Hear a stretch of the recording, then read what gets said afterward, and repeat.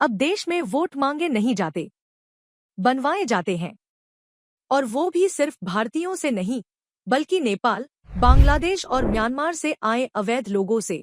ताज़ा मामला बिहार का है, जहां चुनाव आयोग की निगरानी में चले स्पेशल इंटेंसिव रिवीजन अभियान के दौरान सैकड़ों बांग्लादेशी और नेपाली नागरिकों के पास आधार कार्ड, राशन कार्ड और डोमिसाइल सर्टिफिकेट तक पाए गए।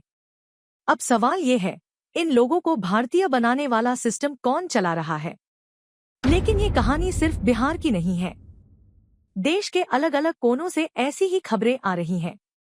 अब ये घुसपैठिए सिर्फ सीमाओं तक सीमित नहीं है, वो मतदाता सूची में शामिल हो चुके हैं और कई जगहों पर सरकारी लाभ भी उठा रहे हैं। जयपुर में हाल ही में एक बड़ी कार्रवाई में 1000 से ज्यादा अवैध बांग्लादेशी पकड़े गए। ये लोग सालों से यहाँ छिपकर काम कर रहे थे।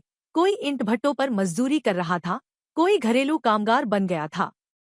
और चौंकाने वाली बात, इन सबके पास वैध दस्तावेज थे, जैसे आधार, पैन और वोटर आईडी।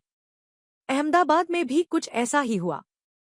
यहाँ एक सघन ऑपरेशन में 1000 से अधिक घुसपैठिए हिरासत में लिए गए।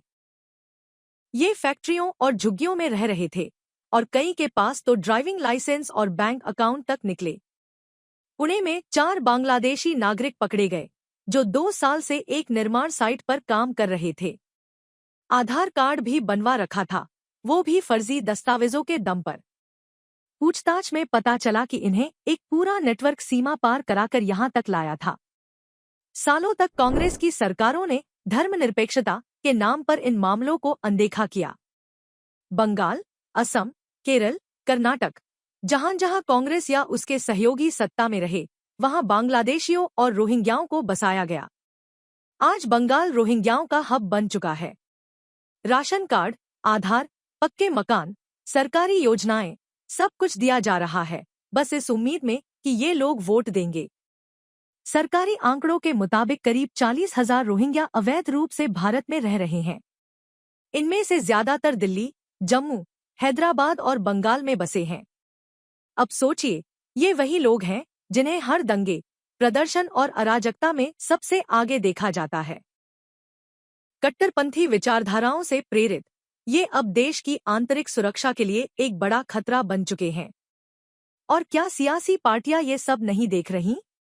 देख रही हैं, लेकिन चुप हैं, क्योंकि वोट चाहिए, चाहे जिस कीमत पर मिले। अब बात करें बीजेपी और जेडीयू की, तो वो भी इस खेल से बाहर नहीं है। बिहार में, जहां जेडीयू सत्ता में है, वहां अवैध बांग्लादेशियों के पास सरकारी दस्तावेज मिलना बताता है कि सियासी लालच अब भी जिंदा है। केंद्र सरकार एनआरसी की बात तो करती है, लेकिन अब सवाल ये है, क्या वो इसे पूरे देश में लागू करने का साहस दिखाएगी? ये अब सिर्फ कानून का मुद्दा नहीं रहा, ये देश की पहचान, सुरक्षा और भविष्य का सवाल है। अब वक्त है हम खुद से पूछें, क्या भारत की नागरिकता अब वोट की बोली पर बिक रही है? अगर आज नहीं जागे, तो कल वो दिन दूर नहीं जब देश का कोई और हिस्सा फिर से किसी पूर्व पाकिस्तान की तरह अलग कर दिया जाएगा। इसलिए अब देरी नहीं होनी चाहिए। देश में एक राष्ट्रव्यापी एनआरसी लागू हो और अवैध घुसपैठियों को तुरंत बाहर किया जाए।